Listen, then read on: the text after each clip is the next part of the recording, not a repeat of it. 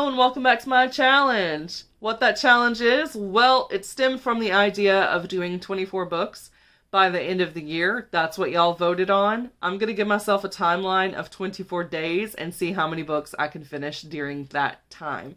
This video may be split up into parts simply for the sake of time. I'm excited and nervous. I've been in a reading slump.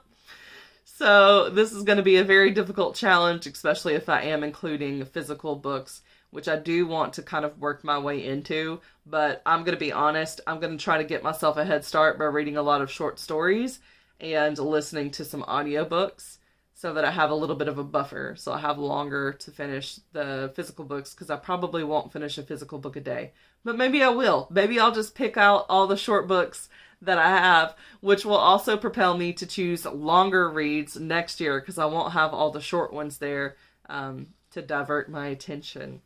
Alright, so what was book number 1? It was This Cleansing Fire by Joseph Nassise. This also fulfilled the prompt of author whose last name started with N for my alphabet challenge, so that's why I picked this. I didn't know anything about it, so what is it about?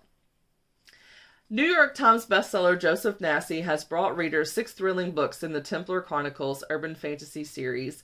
Now, in Shades of Blood, he goes back to the beginning, back to the early days of Echo Team, back to a time when their enigmatic leader was just learning the ropes. Cade Williams was just an ordinary cop until the night a fallen angel nearly killed him. Now he commands the Echo Team, a special ops squad of modern Templar knights, and the things they hunt are far darker and much deadlier than the criminals that he used to face. Captain Cade Williams and the newly formed Echo Team are sent to the city of Boston to investigate reports of a mysterious blood cult and the disappearance of several members of the Templar Order. What they find will have repercussions that echo well into the future. So I listened to this on audiobook. It's about a 53-minute audiobook. I listened at 1.75 speed. It is very fast. It is a full cast with sound effects throughout. It has a lot of stimuli going on, so if you get overwhelmed by too much stimuli, then you're probably just going to want to read the ebook version of it. But I did enjoy the audiobook. I just, sped it up and I ate my lunch, and when I was done with my lunch, I was done with the audiobook. So it was a great way to start this challenge. It is short. I will say the one thing that the blurb doesn't really tell you is that Cade has special abilities. So he is able to see into someone's past when he touches them and kind of experience all of their emotions. So it's like being an empath to the extreme, which I think is a really cool concept and one I even used for one of my characters. But his is intense because he is touching people that have been mutilated and stuff, like violence victims, to get information. So basically one of the guys on his crew hasn't responded for several days. So he and his team get sent out to go find out what's going on, kind of like a recon mission. And then when they get there, as the blurb suggests, they get a couple of surprises. So I liked the surprise. I feel like it definitely does give you an intro into the series really quickly, and it was easy to follow along. Extremely action-packed, so if you want a fast, enjoyable read, then I would say go ahead and read it. I don't feel like you have to continue if you don't want to, but it does give you some information leading you into the series. So you might get hooked and then be stuck reading a bunch of the books. But if you like it, you like it. Alright, moving on to book number 2. I'm going to start the audio and I am going to do some more of my Vin Diesel puzzle that I started online. And I'll check back in with you. Day 1, book number 2 has been completed. It was another 5-star read. It was a middle grades about a 12-year-old princess who is a hamster. It's telling me that it's 250 pages. But the audiobook was only 2 hours long, so I don't know how that's the case. Unless, I guess there was pictures inside of the print book, which would, or if it was a smaller size book, so you get less words per page, I could see that But otherwise, I don't know how it would have only been 2 hours. So I listened to this one on double speed while doing a puzzle. I finished my Vin Diesel puzzle, and now I'm doing a Star Wars 300-piece puzzle online. Because that's a cool way to be able to concentrate on the book, but also have something else going on, so you're not just, like, sitting there. Even though, you know, doing puzzles isn't really productive, but it is a way to occupy your mind while listening to a book. But anyway, this one was called Harriet the Invincible. Sleeping Beauty gets a feisty, fun twist in this hilarious new comic series from the creator of Dragon Breath. Harriet Hamsterbone is not your typical princess. She may be quite stunning in the rodent realm. You'll have to trust her on this one. But she is not so great, trailing around the palace, looking ethereal or sighing a lot. She finds the royal life rather dull. One day, though, Harriet's parents tell her of the curse that a rat placed on her at birth, dooming her to prick her finger on a hamster wheel when she's 12 and fall into a deep sleep. For Harriet, this is most wonderful news. It means she's invincible until she's 12. After all, no good curse goes to waste. And so begins a grand life of adventure with her trusty riding quail, Munfree. Until her 12th birthday arrives and the curse manifests in a most unexpected way. Perfect for fans of Baby Mouse and Chris Colfer's Land of Stories, this laugh-out-loud new comic hybrid series will turn everything you thought you knew about princesses on its head. You can totally read this as a standalone. It is like a Sleeping Beauty retelling of, Sleeping Beauty retelling. It's in the name. But yeah, it was a fun, quick read. I really enjoyed it. I like how they flipped the trope, and she needs someone to help her, but at the end of the day, like, she's the one who helps herself, if that makes sense. And now I get to go into the third book. I know what it is. Y'all don't know what it is. You'll know in like 2 seconds. Anyway, I'm going to go read. Forgot to mention that Harriet the Invincible also fulfilled first name starting with U. It was written by Ursula Vernon. So, knocked that out. Also, did I need a V? Did I need a V for the last name? Because if I did, then it's knocked out too on here. I did need a V. So it knocked out 2 challenges with 1 book. Oh, thank goodness. Yes, love it. On to book number 3. Book 3. Oh my gosh. Y'all. I'm not even like an hour into the audiobook. It's already got me crying. Oh. So I'm going to read y'all the blurb and everything later, but I'm listening to this one going in blind. So it goes back into the past, and then it also shows you the present. So her husband has just gotten into a car wreck, but he's not dying, but he has lost 2 years of memories, and they're currently going through a divorce because he cheated on her. And so he doesn't remember any of this, and he's like, I couldn't have possibly left you, so I don't know what's going on. And then he is like, could see how upset she is, and so he's like, no, tell me I didn't. And so she's saying yes, and I'm just like bawling. This is like the opening chapter, by the way. This is not spoilers, and I'm definitely going to wind up finishing this one in one sitting, because there's no way I'm not going to be able to finish it. I don't know what I want to happen, because I don't like cheaters, so I don't think that they should just get away with it. But at the same time, if he's lost 2 years of his memories, it's like, can you really hold him accountable for stuff he doesn't even remember? I feel like that would be very difficult. And like, she was married to him for like 7 years, so that kind of makes it different too when you're with someone for that long. So yeah, I mean, I think you can work through that sort of thing, but also she was saying that even while they were going through the divorce, like, he was still sleeping with this other woman. And I'm like, no, you can't go through it. You can't get back together if they're continuing to cheat on you.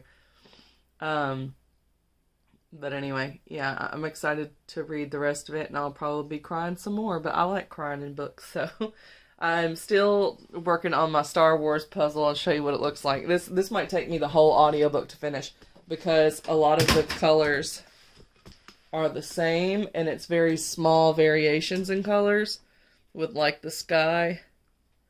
So it might take me the whole book, but yeah, I'm really liking this one so far. And the audio person is really good at, like, doing a sexy male voice. So I love it. I love it. Anyway, still day one, and I just finished it. Okay, amazing book. Amazing book. So you're probably wondering, well, what book is it? It's called Forget Me Not. And this also fulfilled my author with the first name that starts with Q challenge. For the alphabet challenge, but oh my gosh. So I finished the Star Wars one, and then I started one that has, like, potion bottles for the the 300-piece puzzles online. They're harder to do online than they are to do physically, I will tell you that much. You can't make as many piles. There's only so much screen room. But oh, it was so good, y'all. It was so good.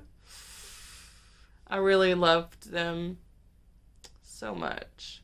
And I already told you what it was about, and that's pretty much the blurb. It just says, what do you do when the love of your life forgets? Not the good times, not the love, not the passion, but the pain and heartbreak and betrayal. He doesn't remember that he broke my heart, but I do. He doesn't remember the darkest parts of our marriage. He doesn't remember that 6 months ago I said goodbye. What do you do when the love of your life remembers your marriage but not your divorce? Oh my gosh. Okay, so this was 298 pages.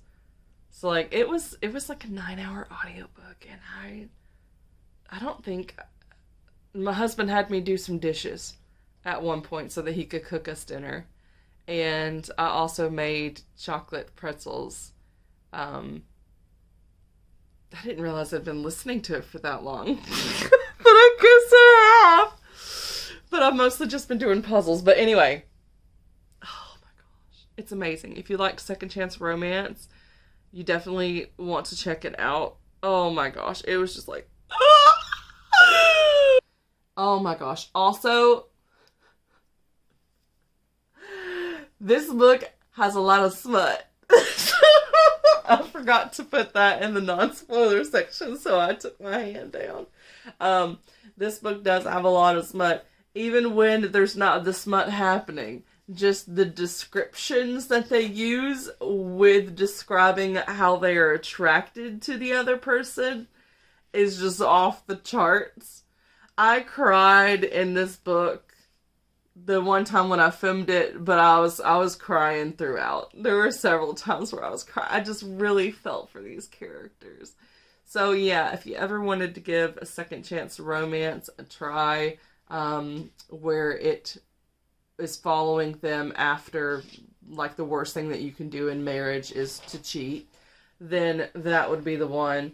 But also content warning, not only for the, the cheating, but that's in the beginning of the book. That's how it opens. And also content warnings for miscarriages. There's no graphic depictions. It's just conversations about it. So I know sometimes that makes a difference for people. You don't want to see it on the page, but it can be talked about. So just thought I would point that out. But yeah, amazing, amazing, amazing book. It is now 8 p.m., which means I've pretty much been reading for the past 9 hours, other than when I've just been filming for y'all. So my husband made some tacos, so I'm going to go get me some tacos. And am I going to go into another audiobook? Am I going to take a break and watch something on Netflix and then maybe finish a short story instead of starting another audiobook? I really don't know. You're just going to find out by continuing to watch. Because, I still have a puzzle. Y'all want to see the pretty puzzle that I'm working on? So I'll definitely be listening to something when I finish this puzzle. It's so pretty. Pretty. Yeah, and the puzzles are free, and you can even search for a category of what sort of puzzle you want to do. And it's just online. It's jigsawplanet.com. So if y'all like doing puzzles online, you can do that for free while you listen to audiobooks. But I'll see you again when I check in, either at the end of tonight or if I finish book 4. I also forgot that the last one was an interracial romance. And then I was reading I'll Be Home for Christmas, which is part of my TBR for the holiday Havocathon.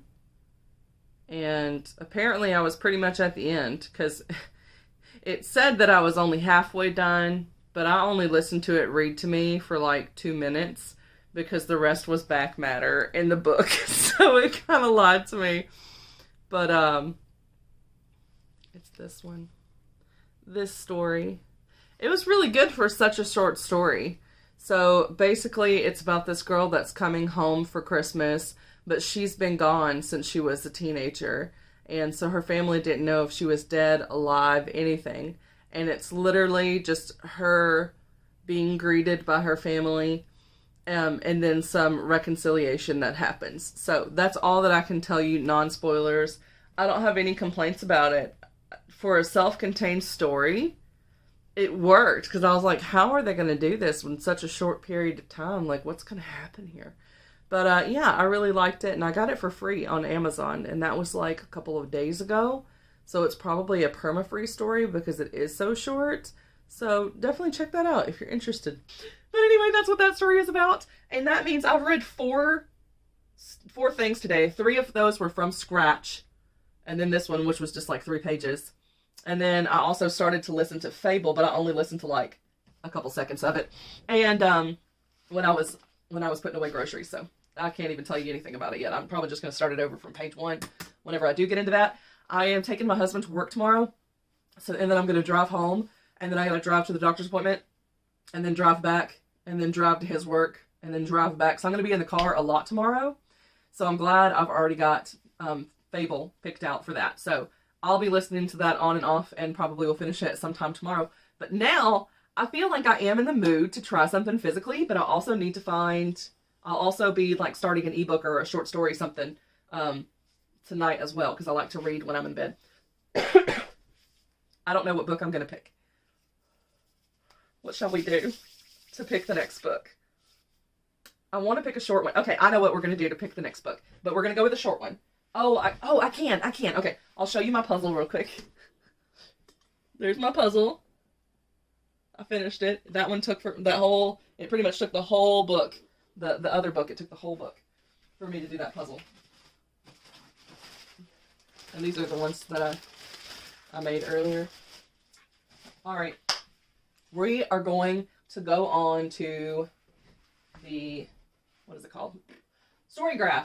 We're going to go into Storygraph, and Storygraph is going to pick the next read. So what I'm going to do is I am going to look at the to-be read shelf, and I am going to have it recommend me books that are under 300 pages, and we're just going to see what pops up, or we can just see from the start on the recommendations page if I have a short one out of the 20 that it'll give me when you first look at it. And that will be cool. So what we're going to do is we're going to use this filter function.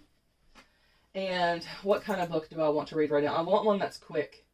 And maybe lighthearted would be good. I think that would probably be good. Something that's just lighthearted and easy. Funny would be great. Might not happen though. Medium to fast paced I think would be good. Of course we're going to go with fiction. Genre, I don't really care. And then we're going to go with under 300 pages. Alright, let's see if anything pops up for that. 2 books. So, The Learning Curve, which is 236 pages, and also A Furry Fox Paw. These don't feel like they're that short. I kind of want tiny ones. So let me take away the pacing and see if we get a difference and suggestions. Okay, so now we've got Love in Lowercase, which is tiny, and it looks like it's a translated work, which I don't normally read translated works, so that would be good. But it's also saying on here that it's very slow paced. But it's contemporary romance. It looks kind of cute. And then we've got I Thought You Were Dead, A Furry Foxpaw, The Learning Curve, Three Brides, No Groom, Starry Night. Okay, that's a Christmas one. I think I might wind up going with this one. I've read one Debbie Comer book before and I really enjoyed it. So that's contender number 1 is going to be Starry Night. I think I'm going to pick out like 3 choices. This is the 4th book in a series, so I'm not going to do that yet. These are small, and I only have 2 left for this series, and it looks like this is only 208. But it's also possibly going to be a little bit darker. I think this one might have to do with the aftermath of a sexual assault, and it's Christian fiction. I do need to read The Crown, but it's almost 300 pages, so I don't really want to do that yet. Okay, so those were my options. So basically, I'm thinking either Damaged, which is 208 pages, and would get me closer to finishing this little series, or Starry Night, which is 256 pages. I'm going to grab them off my shelves and actually look at them, and maybe we're going to do a quick taste test to see which one I'm going to go with. Okay, so option number 1 is Starry Night, and we're just going to look at the first page and get a little taste. And it is Christmassy, so that would be a bonus. I might get around to whichever one I don't pick later in the month. Carrie Slayton's feet were killing her. She'd spent the last 90 minutes standing in 2-inch heels at a charity art function in a swanky studio in downtown Chicago. She couldn't understand how shoes that matched her black dress so beautifully could be this painful. Vanity, thy name is fashion. My name is spelled with 2 L's, the middle-aged woman dripping in diamonds reminded her. That's Michelle with 2 L's. Got it. Carrie underlined the correct spelling. Michelle, spelled with 2 L's, had just spent $30,000 for the most ridiculous piece of art Carrie had ever seen. True, it was for a good cause, but now she seemed to feel her name needed to be mentioned in the news articles Carrie would write for the next edition of the Chicago Herald. Okay. Yes, I want a journalist would be perfect because I have another story that I'm writing that has a journalist in it. And so that seems good, and it's very fascinating. If you want an author who has like the same exact writing style as me, it would be this. We have the same writing style. I noticed that when I was reading it, I was like, this is how I structure my sentences. She stuffed it in as many words as she could and it did in that first sentence. All right, and then we've got this one, which might be a little too dark for my mood right now, but we shall see. Page number 1. To be fair, it's not completely my mom's fault that I'm moving out today. In some ways, it feels like I've just outgrown her, and it's time to take a new path. Even so, as I shove my last load into the back of Dad's SUV, balancing my guitar case on the top of a confused heap of all my worldly goods, I feel guilty. Ready to go, kiddo? Dad closes the back door and smiles hopefully. I know he's desperate to get out of here. He's already attempted an exchange of words with my older brother Sean. As I anticipated, it went badly, and I can tell Dad's eager to put as much distance as possible between himself and this place. It's the same house he and Mom bought more than 20 years ago, and now he hates it like poison. Divorce is just like that. I think I should do one last check inside, I tell him. He glances at his watch. Well, make it snappy, okay? I have a racquetball game scheduled for tonight, and if we get out of here in the next few minutes, I think I can still make it. I nod and hurry back into the house where my mom is anchored to the same spot on the couch where she's been sulking all morning, still wearing her faded pink bathrobe and bedhead hair that's even more dulled with streaks of gray. She looks like she's about to cry again. She always looks a lot older than 42, not to mention a lot older than my dad. I'm sure she would lay the blame for her prematuring age at my feet, or Dad's. Okay. Yeah, I mean, I don't really know exactly what this one is going to be about. I think it is going to have to do with... Yeah, so it does have to do with a guy, because I'm looking at the back.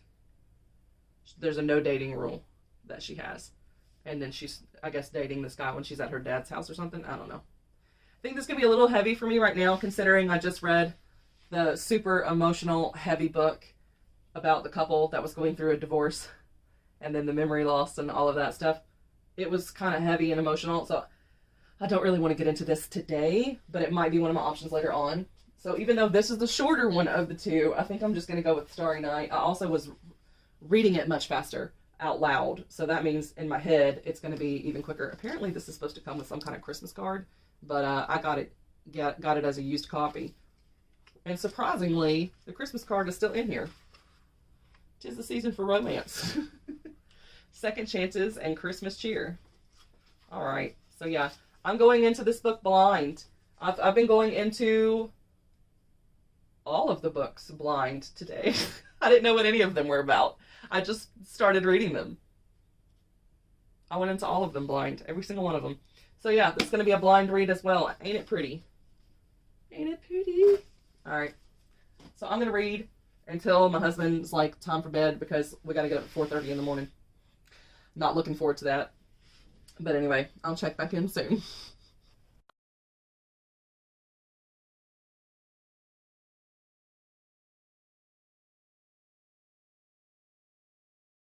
So I just saw Black Adam. It was really good. I also was listening to Fable on the way to my therapy appointment, and then on the way to the movie theater, and then now on the way to Barnes & Noble. I'm at Barnes & Noble. I've already been kind of thinking of some goals for next year when it comes to reading, and also budgeting for reading and other forms of entertainment. But I wanted to tell y'all, as someone who is used to, if I'm sitting down and watching something, I feel like I'm about to be eating something. I did challenge myself one time to see if I could go without concessions at the theater. So I did that again today, and I didn't get any drink there either. So basically, they will give you like a children's cup of just water, so you don't have to pay for the bottled water. And then as far as avoiding the concessions, I had a Veterans Day redeemable free meal at Freddy's, which is kind of like a steak and shake. So I went to the drive-thru and got that. So the trick is, couple tricks. So the trick is, of course, in the movie theater, make sure you do get your water and eat before you go, so that you don't have to pay for concessions, whether that means, you know, you got like a free voucher somewhere like I did, or just packing your stuff at home. And then if you're the kind of person that falls asleep in movies, I tend to do that during the action scenes, and I also only had like 3 hours of sleep last night. So the other thing I've noticed that keeps me from wanting food when I'm watching it, because I've got to have some other type of stimulus going on, or I do get bored, is I did this last time I went to, I braid my hair in little braids during the movie. And I showered this morning, so my hair was just slightly damp, which is perfect, because it meant I didn't have to keep the braids in overnight, so I can already take them out now that the movie's over. So I braided my hair in tiny little braids, and then I braided those braids, and then I tied it with my one ponytail, because I only had one ponytail to do all of it. But now I get to take it down and give y'all the big reveal. This is what I used to do growing up. I would braid my hair in these small little ones, and I would sleep in it, and I would go to school in it, and then the next day I would take them out, because this is the only way that I can keep curls in my hair, because my hair is very straight. So this is how I get curls, is to braid my hair, and then just unbraid it, and don't brush. If you brush it, it's going to go away. But anyway, this keeps my mind occupied when I'm in the movie, so that I can focus on the movie, and I don't feel like the urge to go get anything from the concession stand, which I would feel the urge for if I wasn't doing something. So I'm going to take these out, and then I'm going to show you the final result, and then I'm going to go into Barnes & Noble. Okay, we're all done. I've taken it down. So now I've got lots of little curls, little texture to my hair. There's the back of it. I did keep in one braid on each side and tucked it behind my ear, just to have a little more dimension. I know it's getting dark in here, so you probably can't even really see. But yeah, I left in one braid on each side. But y'all are probably like, hey, your hair's so shiny. How you get so shiny hair? Y'all, I use like the dollar swap shampoo. I do. But I don't ever use curling irons or anything like that. I don't apply any heat to my hair. I don't blow dry my hair. I air dry my hair, and I brush it out with my fingers, because that's about as gentle as you can get. Sometimes if it's knotted, I have to get like a brush. But usually I just use my fingers, so. Yeah, nothing extra. I do need to get it trimmed if there's any dead ends. I have layered hair. I also have a lot of gray hair. I don't know if y'all can see that. I got some gray hairs in there. I was like, I'm only 32, but I've aged. Like, the military aged me. I started getting gray hairs when I was like 20-something, because I was so stressed. I don't know if that's true or not as far as stress causing gray hairs, but it's true for me. So yeah, I'm going to go into Barnes & Noble now. I don't want to buy anything. I might look at the Debbie Macomber shelf, though, since I'm reading one of her Christmas books right now. She mentioned that she writes a Christmas book every year. So I might read the back of a couple of them and see if I like any of them. But there is a used bookstore right across the street that always has her books, so I would go there first. One of the rules that I'm thinking of for next year is having a book budget. So it's not like a ban. I can buy books whenever I want, but it needs to be within the budget. And it might even be something like, I get $100 a month for whatever. So be out to eat, going to the movies, all that sort of stuff, which I pay $20 a month. I can go to unlimited movies, but I needed to be able to go without spending $30 on concessions every time. So, but let's go peruse. Might as well. I've seen a lot of change, been through a lot of pain. Some things are not the same as they were a year ago, but all will be okay. I move on each and every day. The past is where it stays, way back a year ago. I've changed for the better this time. I thought I would never be fine. I strive just to say I'm alright, and for the first time in a long time I'm alright. I've seen a lot of change, been through a lot of pain. Some things are not the same as they were a year ago, but all will be okay. I move on each and every day. The past is where it stays, way back a year ago.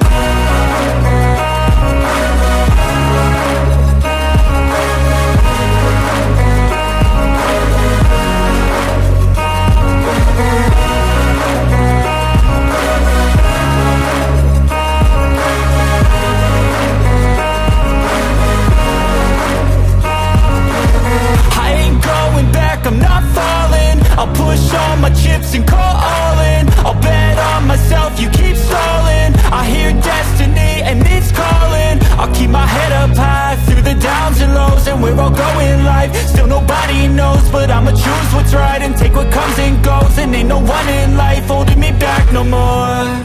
I've seen a lot of change, been through a lot of pain. Some things are not the same as they were a year ago, but all will be okay. I move on each and every day. The past is where it stays, way back a year ago.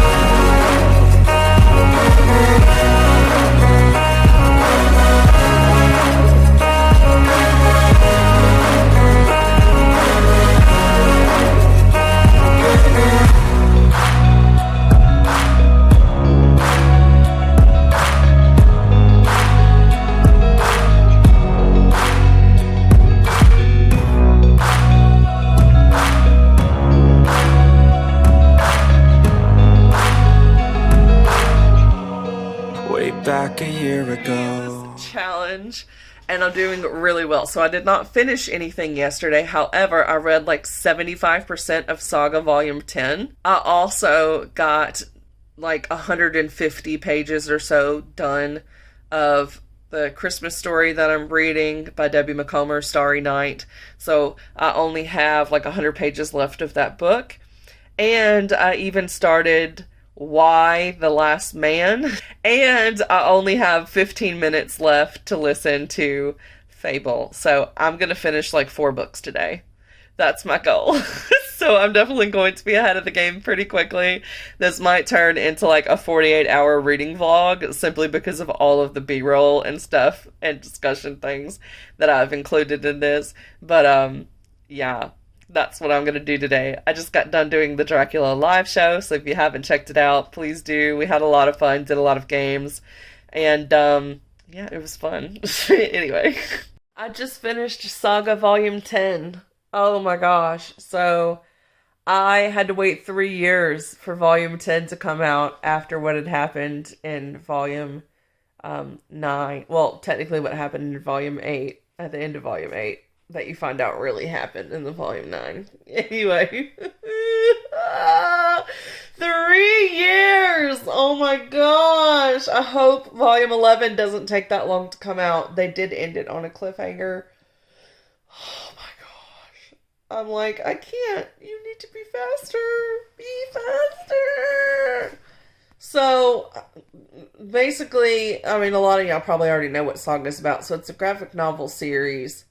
And it's got a lot of hype because it is very much so an adult graphic novel. There's like sex on the panels and boobies and all kinds of stuff. And it's about the Marco and his wife, and they're like an interspecies couple. And so they're also from warring nations. So then these other people are after them. So you've got like someone from the robot kingdom that's after them, and you've got this like hired assassin that's after them, and there's this thing called a lying cat that's like a lie detector, but it's a cat, and it'll always say if you're lying and it's around you. So yeah, it's a lot of fun. Volume 10 takes place like 3 years after the events in Volume 8 and 9. So you get to see how the characters are doing after this major change. So basically, so there's another kid in the picture. So there's like a sibling thing going on. And I'm trying to figure out what all I can tell you that doesn't really spoil, considering you might not have read the first 9 volumes. So trying to do good with this. And so anyway, the mom is like smuggling drugs and taking them to other places in the forms of like chocolate bars. She's also out on the street trying to sell powdered milk, like baby formula. So one of the opening scenes is her on the street with her boobs showing, and she's basically talking about how like it's a form of the patriarchy to insist that women turn themselves into 24-hour food factories for their babies. So like buy breast formula, normalize baby formula, so like you don't have to take all the responsibility for every single need that your child has. Like the men can help out. So that's kind of what's going on in this one. She's wanting to earn enough money to get this gold thing that allows you to like be in the market and sell stuff so that they can make an honest living and not do all the dirty dealing that they've been doing to get by. They also live in this like magical treehouse thing, and there's a tutor that comes in and is tutoring the girl and the boy, and so the girl is now like 8 or 10, between like 8 and 10 years old. So you're getting to see what's going on with her. That's pretty much all I can tell you, non-spoiler. It was very exciting. I was glad to be back in the world of Saga, and I definitely am looking forward to volume 11, but it's probably going to be another year before we get it. I'm not very patient, but I didn't feel lost in the story, so that's good. I was able to keep up even though it had been like 3 years, because the books also did the time hop with us. But anyway, that's all I've got for now with that book. Now I'm going to maybe finish Fable, since I only have like 15 minutes left of that audiobook. And then I'm going to do some physical reading of Starry Night. But I'll check back in with you in a minute. I just finished listening to Fable. It was really good. This also checks off reading a book by an author with a last name that starts with Y. So I'm happy to have knocked that off. Also, it was just a good book. It is part of a series, and there is like a reveal at the end that I didn't really get. I think it went over my head.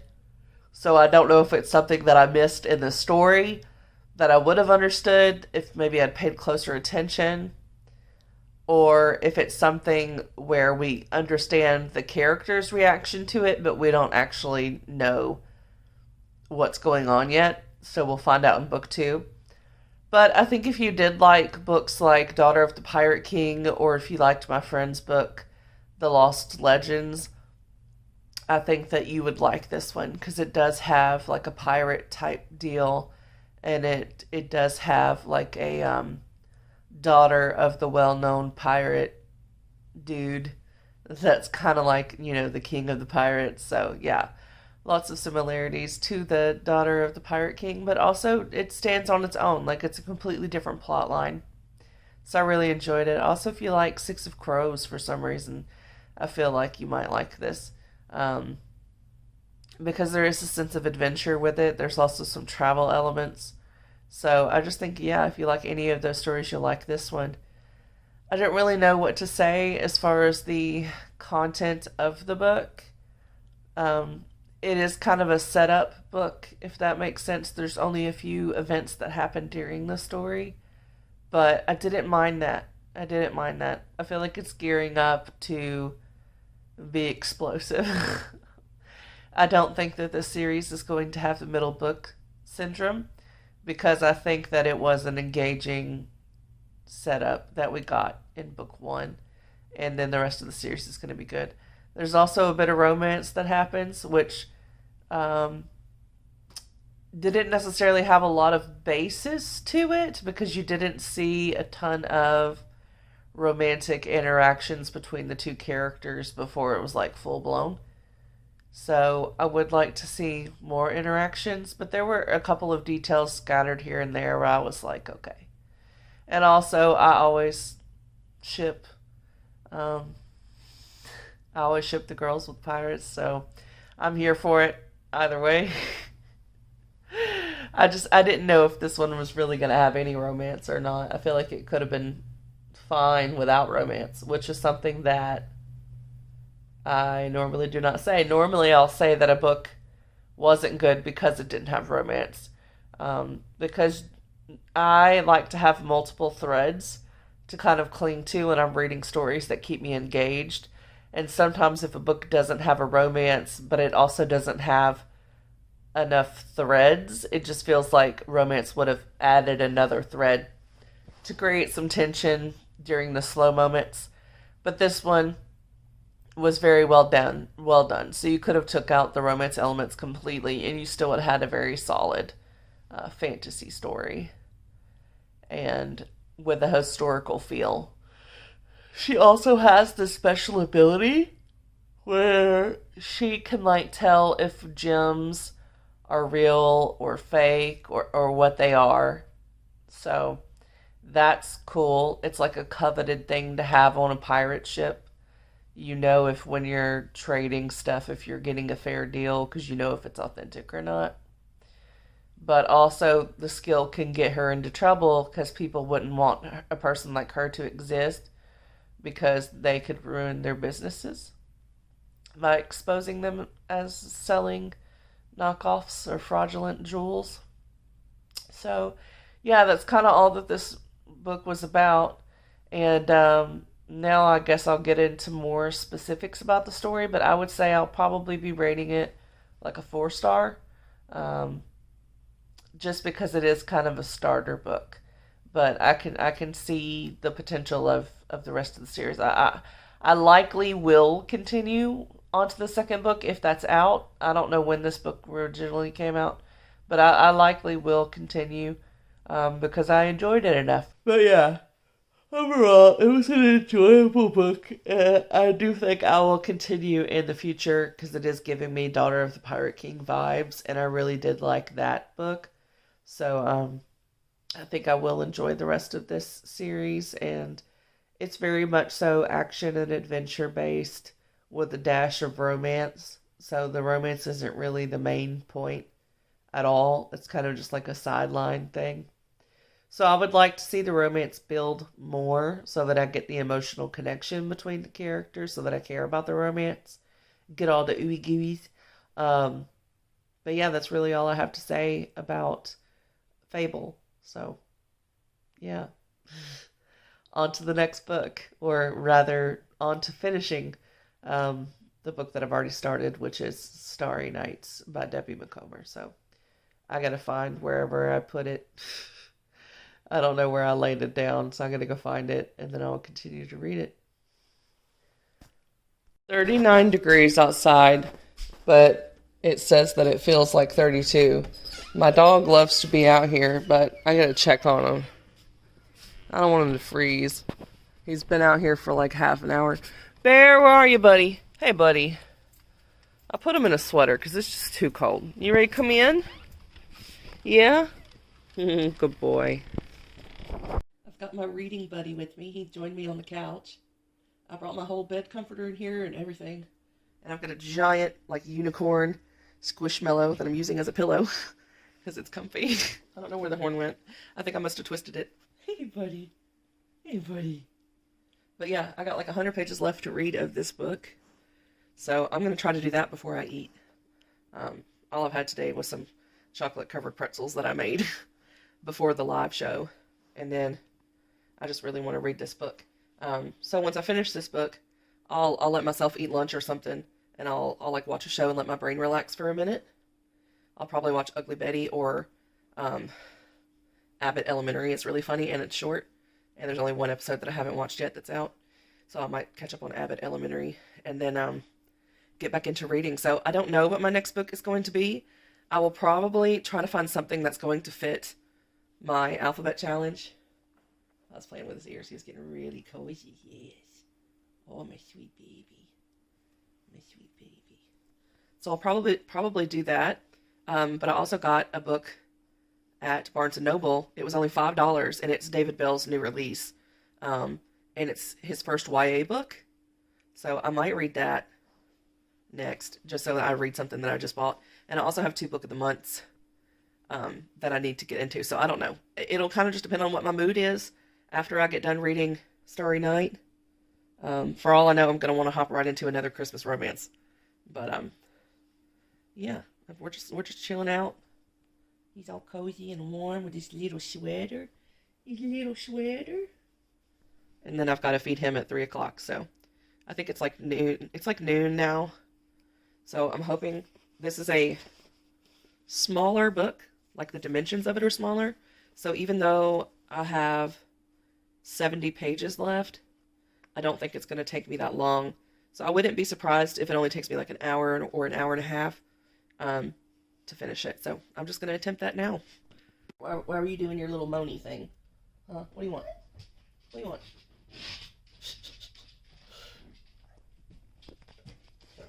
Hey, what do you want? What do you want? There. What do you want, Moni? What do you want, Moni? Why are you moaning? Cute boy. 2 o'clock and I did it! I did have to get up and I ate like almost a whole big bag of chips. When I was reading like the last 30 pages of this, but I finished Starry Night. Yes, it was really good.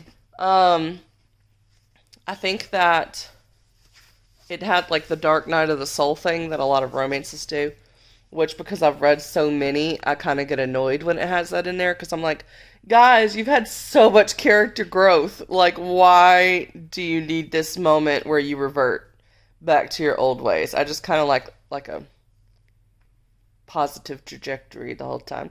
But Debbie Macomber does a good job of it. It's predictable because all romance is predictable. Let's just be honest. But it's interesting still. And some of the stuff was funny. So I felt like his personality shifted a lot from when you first meet him. And it is like an enemies to lovers thing. But it shifted a lot pretty quickly.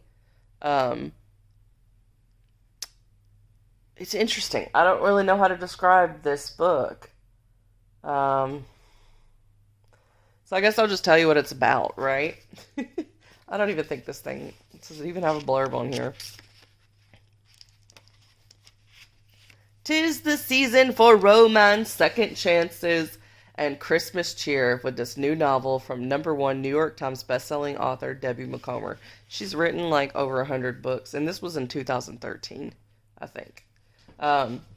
Carrie Slayton, a big city society page columnist, longs to write more serious news stories, so her editor hands her a challenge. She can cover any topic she wants, but only if she first scores the paper, an interview with Finn Dalton, the notoriously reclusive author. Living in the remote Alaskan wilderness, Finn has written a mega best-selling memoir about surviving in the wild, but he stubbornly declines to speak to anyone in the press, and no one even knows exactly where he lives. Digging deep into Finn's past, Carrie develops a theory on his whereabouts. It's the holidays, but her career is at stake, so she forsakes her family celebrations and flies out to snowy Alaska. When she finally finds Finn, she discovers a man both more charismatic and more stubborn than she even expected, and soon she is torn between pursuing the story of a lifetime and following her heart. Filled with all the comforts and joys of Christmas time, Starry Night is a delightful novel of finding happiness in the most surprising places. So yeah, part of the book is set in Alaska, part of it is set in Seattle, and part of it is set in Chicago. So, and it's like from the months of November to Christmas. So a lot happens in a very short amount of time. I also like that when it did get to the Dark Night of the Soul, she didn't use what normally happens, which is where the person says something and the other character like automatically believes them and just feels like everything has meant nothing and it was all fake. That doesn't happen in here. It's kind of like I read The Deal recently with that one where there's like the dark moment, but then this guy is like, I know you still love me. You can't lie to me and tell me you don't love me. Like, I know. And being very confident in their relationship with each other, despite the things that the other person is saying to them to push them away. And that's how this one is. So I like that. I don't like it when the characters just automatically assume that everything was a lie. And I'm like, you were living in the moment. Like, how would you think it was all a lie? And so this one, it's just, I really like it. So it's definitely an enemies to lovers romance. He does have a shift in personality where you meet him and he's like super brooding type. And then you start to see some of his sweetness. But also you only really see him when he's with her. You don't see him interacting with other people until the latter half of the book. So he only interacts with like 4 other people during the whole novel. So you don't get like a lot of glimpses into his personality outside of the time he spent with her. He's very stubborn. But she's very smart and she knows what she wants and she knows the sacrifices she has to make to get it. And so I really, really liked Carrie. Also want to point out that Carrie is 5'10". I know y'all are like, what? Tall women are not in books very often. Not when they are the love interest, because it's seen as too tall, and too tall is not sexy because men want to feel strong and powerful. And when there's a tall girl, that's harder to do. And the average height of the man is like 5'8". So when you've got a girl who's 2 inches taller than the average man, and the women are expected to be like 6 inches taller than 6 inches shorter than their love interest, for it to be appealing. And so a lot of authors don't have 5'10" female characters because they're seen as like massive and beastly and too big, and that's not sexy. And it's like, no, you could be sexy at any height. Man, I had a friend when I was working at the pizza place. She was like 6'1", and she was a skinny mini. But she was like 6'1", size 6, tiny little thing. But she was super tall. It's like, you know, heights come in all different shapes and sizes, and we can be cute too. So anyway, I really liked having a 5'10" girl in here who goes after what she wants. Is seen as like very beautiful right off the bat by the love interest, even though he like is very irritated by her being in his space. So I don't want to ruin anything. Like, I really just don't want to give you any details because I want you to go read it. I don't even want to spoil any of this. This is one that I would, you know, you could reread it later on. I think you'd still like it. Yeah, I just really like it. It's got a slowness to it because it is such like an isolated type closed in story. There's not like there's 3 different states, but like really it's very boxed in. But I liked it. I liked how limited everything was. And yeah. And the Alaska stuff was cool. But I really don't know what to say about this book. I don't want to say anything else. Like, just go read it. Just go read it. I don't know. Y'all, my dog just stared me down like he's looking at me. You have like an internal clock that tells you when it's time to eat, don't you? You know exactly when it's 3 o'clock. It's not 3, but it's like 15 minutes before his time to eat, and he knows it. He's not nudging me yet, but he's staring at me like, Mom, why haven't you got me my food? So smart. He might come over here and get on the couch with me again. Where are you coming up here? You want up? You're stretching. You're so cute. So cute, baby. Aw, my sweet boy. Anyway, apparently he wants his neck to be on the camera. Oh, man. They're both very stubborn. And, but yeah, I really, really enjoyed the book. And I think that if you like romance and you don't mind it being a little bit slower, you'll like it. Which, even with me saying it's a little bit slower, it was only 240 pages long. So it didn't take me long to whip through it. It was like 2 days. But anyway, that's all I have for you. Bye.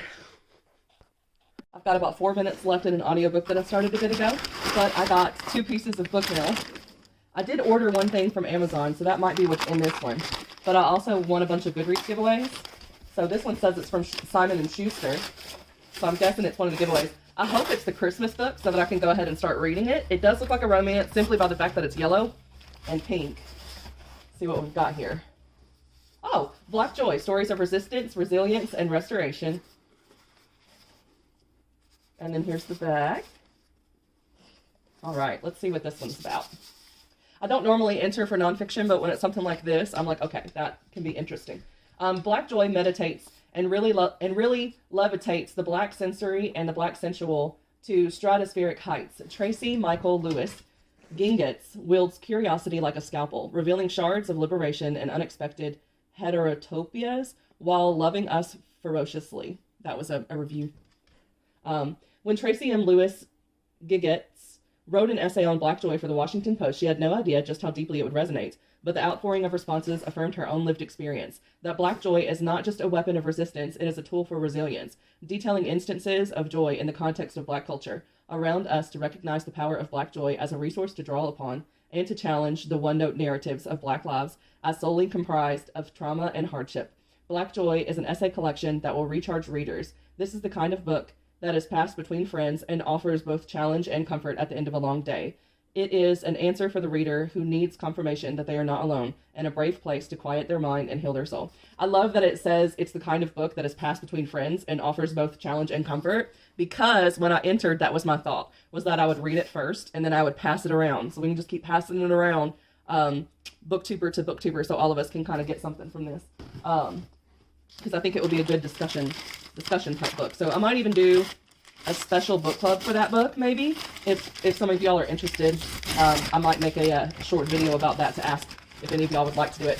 And the thing that I got from Amazon package was exactly what I thought it was. This is my friend's book. Oh, The Missing Crown, The Nearest Book 4, Kate Marie. So it's so funny because I thought that this was coming out on the 19th. And then I saw that I got an email from Amazon saying that it was already out. And I was like, Caitlin, it's like, I thought it didn't come out to the 19th. And she was like, oh, remember, I pushed my date. So the original date was October 19th. So I had the number right for the original date. But of course, I knew it had shifted a month because she was still editing it. Because whenever she gets back her edits from her editor, she winds up adding like another 10,000 words to the book. So I get her daily updates of like, oh, I'm on chapter 26 of 31 and like all this other kind of stuff. So. But yeah, oh, I'm so excited about this. This starts a new arc in the story. So if you have not read the Nearest series, you can still technically just start with book 4 because it starts a new arc. But the Nearest series is so good. And she has the complete trilogy as a bind up that's like super affordable if you want to do that. But yeah, I'm so excited. I asked her, I was like, are you doing signed copies? And she's like, no, I'm not doing them right now because she's prepping for a big campaign on, not GoFundMe, but whatever it is, Kickstarter, a Kickstarter campaign. And so she's going to do stuff like sign books for that. But she was like, I'll sign it for you. But I told her I knew that would be an extra trip for her. So I was like, she's going to go to the Taylor Swift concert. And I'll just be like, hey, let's just meet up when you come see Taylor Swift. And I'll drive out there and you can sign my book. If not, then we have an author conference like a couple months after that. So I will eventually have a signed book. But yeah, dedication for Alicia, who demanded pirate babies. Oh my gosh, how hilarious. And then the map, and she redid the map, so this one's like new one. It has more territories that were not on the original map, I don't think. And then she does her own formatting on the inside. So it's so big. This is a big baby. A big baby. So this one is 456 pages, and she's almost done editing The Missing Legacy, which she's going to release in spring 2022. It is a bit of a thick baby. Like, I don't think you can really tell when you're just seeing it, but like it feels heavy. This is a chunk-er. And anyway, it's just so beautiful. So, a crown prince, a missing princess, a friendship stronger than any spell. Cal's best friend is gone. His cousin Aline, the one person in the world who truly understands him, has vanished with almost no trace. Despite having few leads, Cal and a crew set out, willing to sail to the ends of the world to bring the princess home, even if it means fighting pirates and accepting help from the mysterious stranger who saves his life, a fierce and beautiful woman named Zinnia. Riley's life is a simple one. Nothing ever happens in her quaint village until a stranger arrives. Logan is unlike the others. He's lived an exciting, adventurous life, the kind she desperately wants. So when her overly protective grandmother is called away, Riley convinces him to cross the kingdom with her to the solstice celebration near the sea. But the farther Riley travels, the more she realizes something is wrong. There are gaps in her memory she is scared to examine too closely. Dreams of a man with bright blue eyes searching for her. So this is like a, what do you call it? A tangled retelling. The whole series is kind of a tangled retelling and also has elements of Robin Hood, but this one is like the most tangled of them all. Anyway, I'm really excited about this. I haven't told y'all some stats for some of the ones that I read today. So I finished Saga Volume 10, which was 160 pages. I did read half of it yesterday and then half of it today. Fable, I read almost all of it yesterday. I only read like 15 minutes of it today, was 368 pages. Starry Night was 256 pages. And I just finished The Whispers by Lisa Unger, which was 60 pages. I listened to the 2-hour-long audiobook and I did it at double speed, so it was only like an hour. So yeah, I'm killing it. That's 8 books down. And we still have 6 more hours before the 75-hour mark. So yeah, we're doing pretty good. I think I'm going to be able to do this. Also, as far as the alphabet challenge goes, I am so close. So basically I need, for the author's name, I need both first and last names that start with X and Z. Those are the only 2 letters that are left for author name. And then for the book, it's just the letter Y, which I already picked out the graphic novel Y, The Last Man, and started reading it. So that will fulfill it. So basically, before I just pick any more random books off my shelf that I want to read, my goal is just going to be to finish this. So I want to read Y, The Last Man on my phone. That's going to be like my nighttime type read, so I'm not reading it right now. So I need to find an X audiobook and a Z audiobook, or like small graphic novels that I can read in a short sitting. And that will take care of my alphabet challenge a month early. And then we can maybe try to do some other challenges that I have on here. But yeah, so let's get into Lisa Unger's The Whispers. It is the first in a series. It does function like a standalone. The second book in the series is going to take place 10 years later.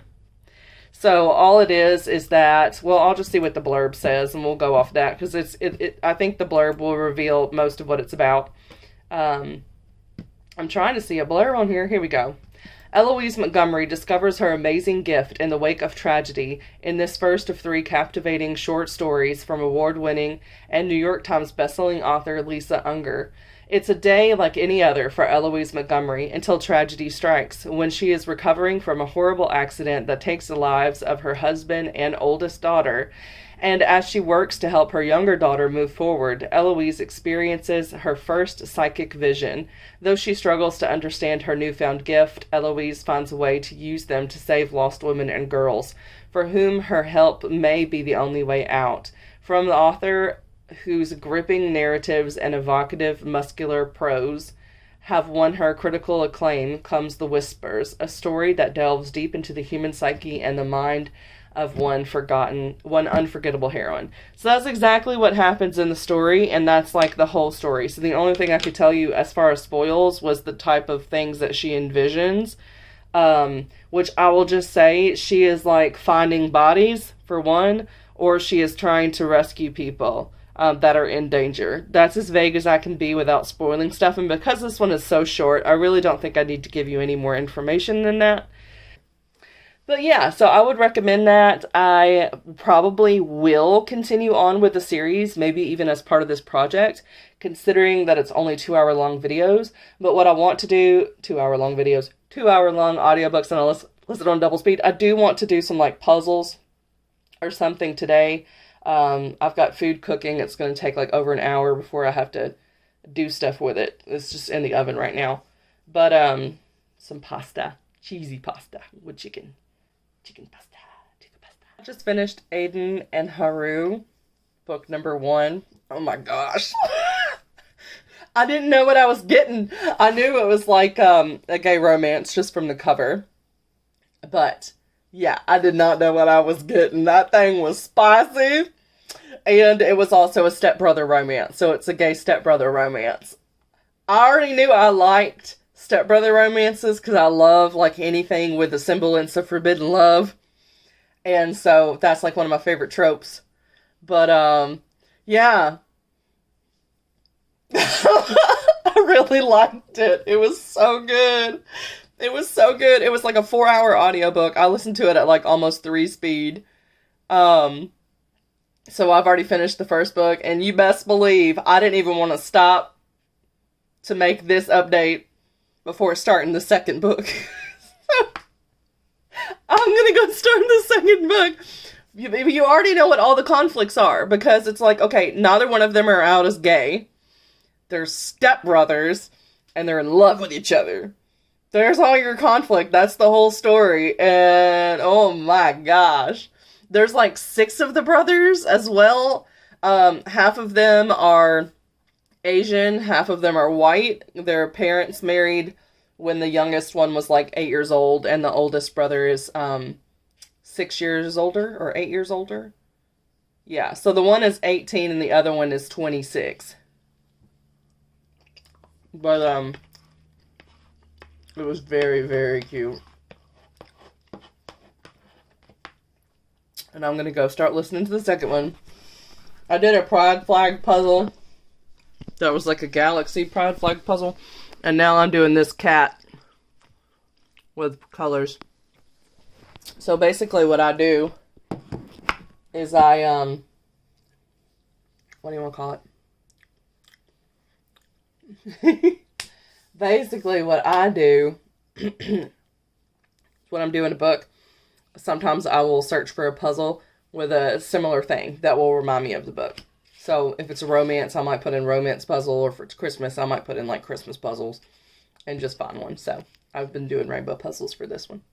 So yeah, I'm going to go read the second book now. But it was funny. It was so good. It was so good. It's very much so romance, and that there is a plot, there's a storyline, there's a purpose for everything, but it is also very much so erotica. Because it's like almost the whole book, something is going on. Even if nothing's going on, something's going on in their mind. So yeah, don't go into it if you don't like spicy. Don't go into it if you don't like graphic gay romance. And don't go into it if you have any qualms about stepbrother romance. The only thing that was weird was when the older one would refer to the younger one as boy sometimes. And I was like, just call him a man. I don't know why you keep saying boy. He's not a boy anymore. But, anyway. It was very good. So, I'm going to read the second one right now. Bye! Okay, so I just finished the second one. So the first one was Haru to Aiden, and the second one is Aiden to Haru. And then you find out it's actually a 4-book series so far, and there's probably going to wind up being a 5th one at some point. So the third one is Noah to Haru, and then Mason to Haru, because this winds up having like a slight paranormal aspect to it. And if y'all are familiar with reverse harem, there's always like a fated mate thing, and when they have multiple partners, there's a reason for them having multiple. And so you find that out in book 2. There's a reason why his brothers are attracted to him, and that is kind of a spoiler. I'm almost done with the alphabet challenge. Between like the next... Wow, I just lost a lot of glitter. It went all over my shirt because I got the super glittery page. And it's like a whole square decided to just lose itself on me. My shirt is covered in glitter now. I got glitter everywhere. Oh, my. Yeah, I'm not doing a spread like that again. It's pretty, but it's messy. And I couldn't even, like, really tape this part over it. And I couldn't stamp on top of it because it's just too much texture. My. But anyway, yeah. So really enjoyed that. Having a lot of fun doing this whole experiment. I just finished Why the Last Man, Volume 1, which means I've reached 11 books in this short amount of time. That's pretty awesome. So I'm almost halfway to the goal for the end of the year. And I'm excited about that. But it pretty much follows the show. So if you've seen the show, then you know what happens in Volume 1. But it's been a while since I watched the show, so it was nice to see it again. But basically, this, like, senator woman's son is the last man alive, so they've got to keep him protected, but they also want to repopulate the Earth. So, they're going across the country, him and this, like, secret agent girl, to find this scientist who knows how to clone, and see if they can repopulate because otherwise he would have to do it the old-fashioned way with, like, a bunch of different women. And, of course, he doesn't want to do that.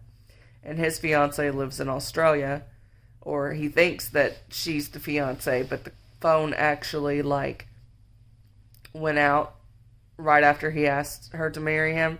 So he wants to get to Australia to get his answer and then make babies the old-fashioned way with her. That's basically what happens in the first chapter. There's also first volume.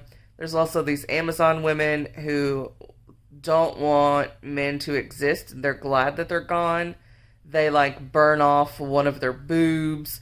They go around recruiting other women who think like them, and they kill off women who want the men to be back.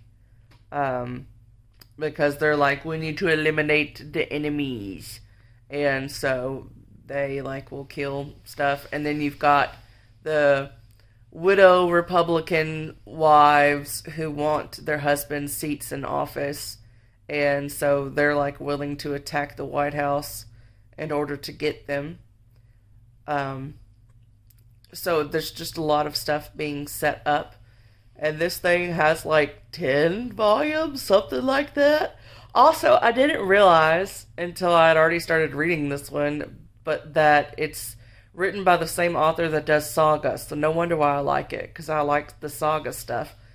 This one is definitely not as sexual at all as Saga, so you don't have to worry about that if that was a turnoff for you with reading the books. But it is a lot of fun, but also anything that Brian K. Vaughan does is going to have triggers. So there's, like, gory murder, there's talks about some political viewpoints, and so you may or may not like it depending on, you know, if you can just read things to enjoy them and not play into how you want things, I guess. I don't know. I don't know. All the characters are really interesting, but yeah, so I woke up, I took care of my dog, and then I just, like, been cuddling in bed, as you can see me huddled up in my blanket. But I'm gonna get up. I need to eat something. I feel like it's probably already around noon. I'm not quite sure. It's 11:30, so we have officially reached 4 days, I think, 4 total days. Am I right? I don't know when I started this. I just counted it up. It's just now officially 3 days.